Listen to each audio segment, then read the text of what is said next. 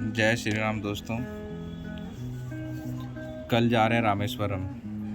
तो यहाँ से काटपाड़ी से मैंने ट्रेन बुक किया है, ट्रेन की टिकट की है मदुरई तक।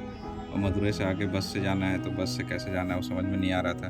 और गूगल में टूर एंड ट्रैवल के मतलब ढूंढ रहा था, तो कोई वैसा कुछ मिल नहीं रहा था। बहुत महंगे महंगे मिल रहे थे और जो लोकल होते हैं उनका मिल नहीं रहा था।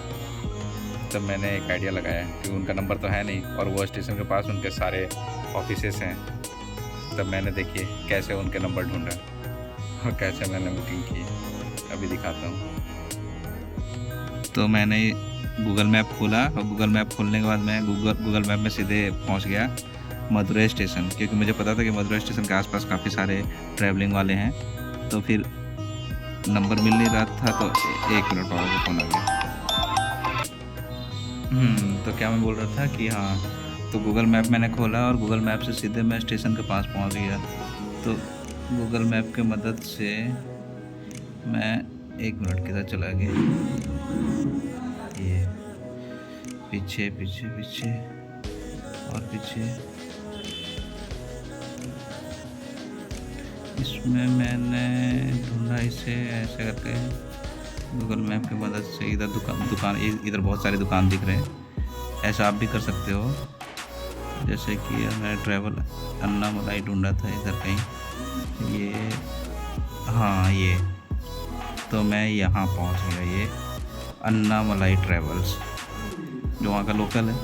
फिर लोकल है तो फिर मैंने अब यहाँ से नंबर निकाला, ये नंबर 9842166992 मैंने कॉल किया और फिर मैंने यहाँ से बुकिंग की, जो कि काफ़ी सस्ते में पड़ा। और बाकी ऑनलाइन जो दिखा रहा था वो 1200 1300 बहुत महंगे महंगे थे, लेकिन इन्होंने 800 रुपये में ही बुक कर दिया। तो इस तरह आप भी कर सकते हो इन चीज़ों का इस्तेमाल। टेक्नोलॉजी हमारे पास, तो टेक्नोलॉजी का अच्छे तरीके से किया। इधर देखिए, इधर स्ट्रीट भी दिखा रहा ये, और इधर ये 3D में भी दिखा रहा ये। तो काफ़ी फ़ायदे हैं इनका, टेक्नोलॉजी का आप भी इस्तेमाल कर सकते हो। चलिए ठीक है, ये देखिए पूरा है अन्नामलाई ट्रैवल। और भी ट्रैवल्स होंगे, 1-2 और देख लेते हैं।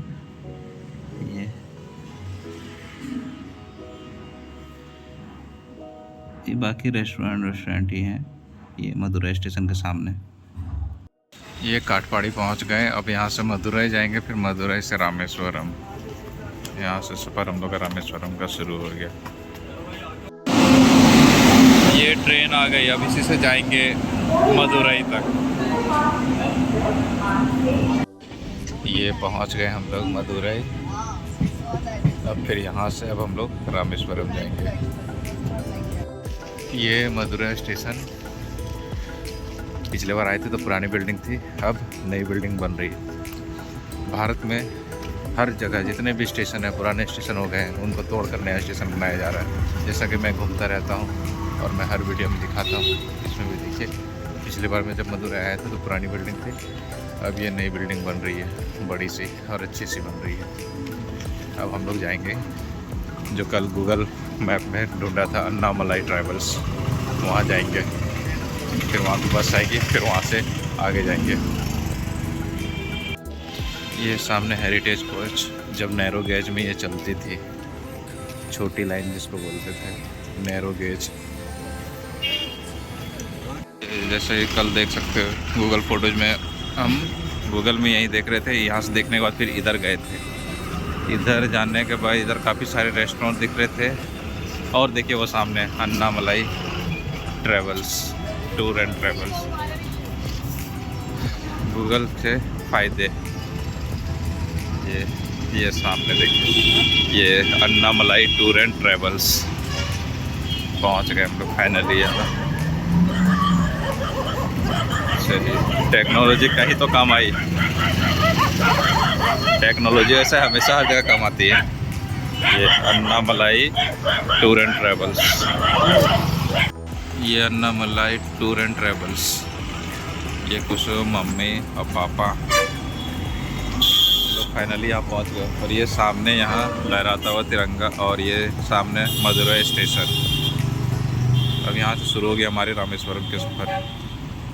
ये बस आ गई इसी से जाएंगे।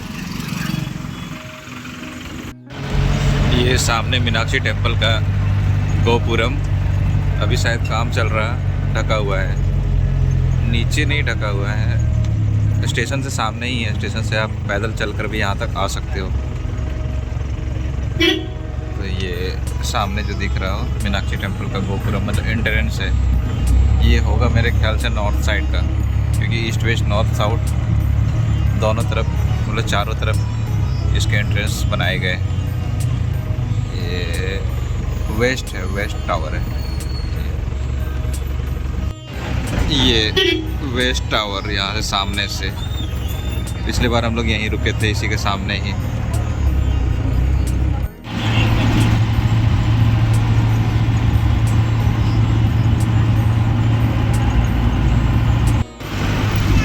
ये बस थोड़ी देर में हम लोग अब मंडपम ब्रिज के सामने से पार होने वाले हैं।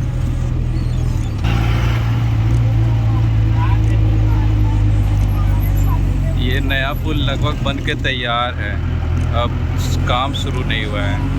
ये देखिए पम्बन ब्रिज बंद होने के बाद ये नया रेलवे पुल बन के तैयार है। और अभी पम्बन ब्रिज को हटाया नहीं गया, हटाया क्या, वो तो जैसा था वैसे ही रहेगा। उसको अब उपयोग से हटा दिया गया है, अब वो बस ऐतिहासिक धरोहर के रूप में रह गया। ये सामने पम्बन ब्रिज के बगल में नया रेलवे ब्रिज, और ये सड़क का ब्रिज। ये पम्बन ब्रिज, ये भारत का पहला ब्रिज था जो समुद्र से होकर, रेलवे ब्रिज जो समुद्र में पार होता था। इसके बाद मुंबई में बांद्रा बोरीवली समुद्र का ब्रिज बना। अब ये देखिए नया रेलवे ब्रिज बन के तैयार, लेकिन अभी उपयोग में लाया नहीं जा रहा है, अभी शुरू नहीं हुआ है काम। बन के तो तैयार हो चुका है। साथ ही साथ ये पम्बन ब्रिज का दृश्य है। ये कई सारे फिल्मों में आपने देखा होगा और रील्स में भी देखा होगा, जिसमें समुद्र के बीच में ट्रेन जाती रहती है, वो यही ब्रिज है, पम्बन ब्रिज।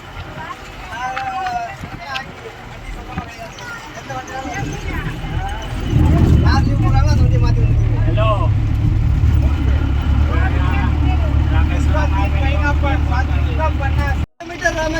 रामेश्वर एक्चुअली टापू है, मतलब आइलैंड, चारों तरफ पानी है, बीच में वो गाँव है।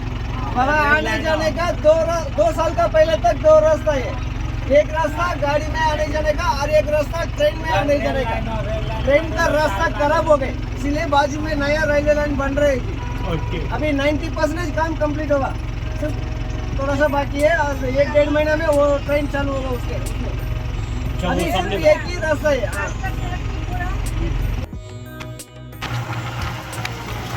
ये यहाँ देखिए बड़े बड़े पानी जहाज को पार होने के लिए ये गेट बनाया गया है। जो नया पुल बनाया है, अब गेट ऊपर नीचे हो जाता है, मतलब जब कोई बड़ी नाव आएगी तो गेट को ऊपर कर दिया जाएगा। और जो पुराना ब्रिज था वो दोनों ओर से खुल जाता था, दोनों और ऊपर की ओर हो जाता था।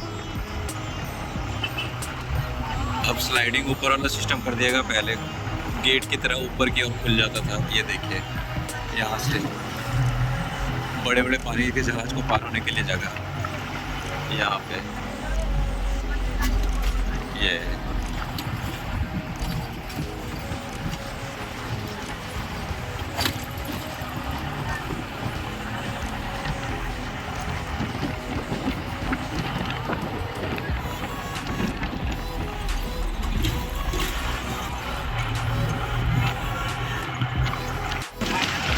यहाँ गेट को ऑपरेट करने के लिए यहाँ एक स्टेशन के टाइप से भी बनाया गया है।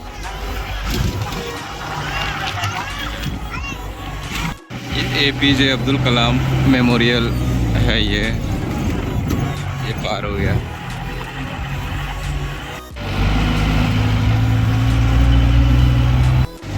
ये अब हम लोग धनुषकोडी जा रहे हैं। धनुषकोडी जिसकी मतलब देखिए धनुषकोडी यहाँ से 13 किलोमीटर है, और धनुषकोडी से श्रीलंका की दूरी लगभग 15 किलोमीटर के आसपास ही है। और ये धनुषकोडी जो है 1964 में एक चक्रवात आया था, उसमें पूरी तरह तबाह हो गया। इसमें पहले यहाँ एक पूरी बस्ती थी, जो पूरी की पूरी बस्ती ही उस चक्रवात में मिट गई और फिर दोबारा से उसे बसाया नहीं गया। तो अभी हम लोग आगे जाके देखते हैं धनुषकोडी।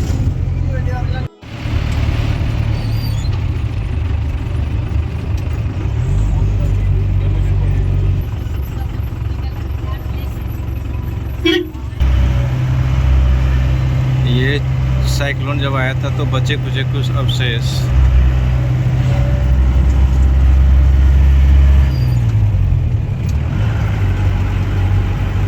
गल्फ ऑफ मन्नार, मन्नार की खाड़ी।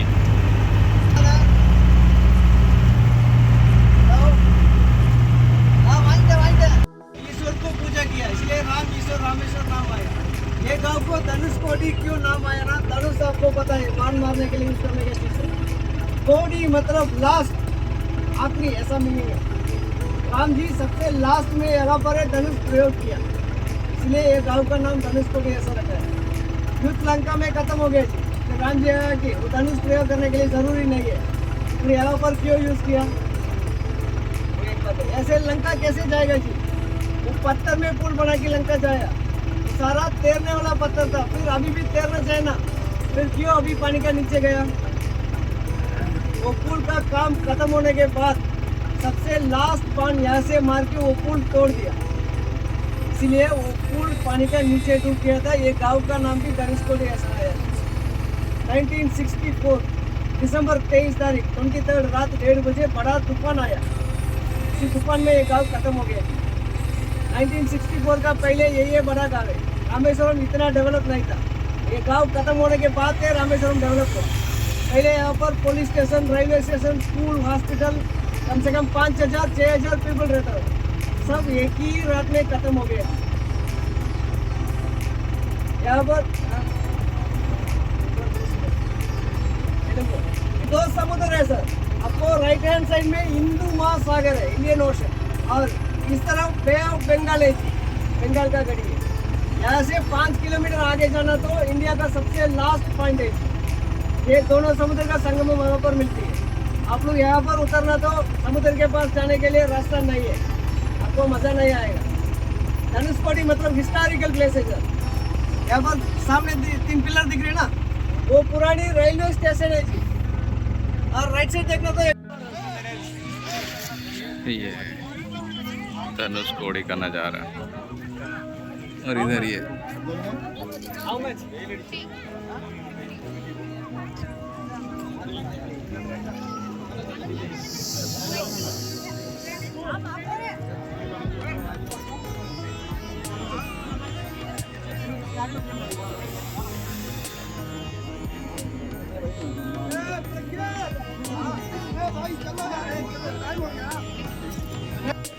इधर के साइड श्रीलंका।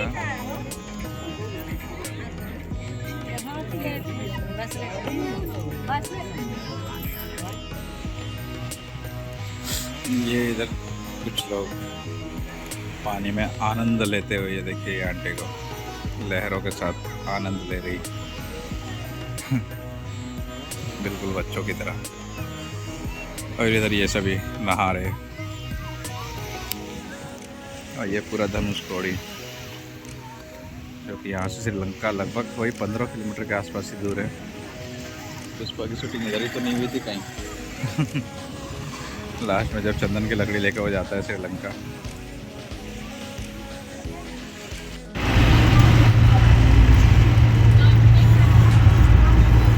अब यहाँ से वापस जा रहे हैं।